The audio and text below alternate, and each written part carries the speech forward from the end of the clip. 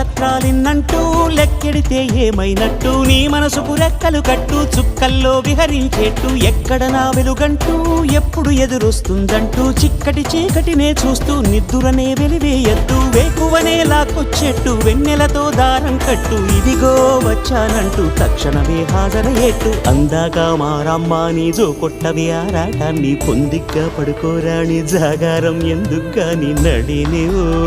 హరిణివో తరుణివో మురిపించి ముద్దుల గుమ్మ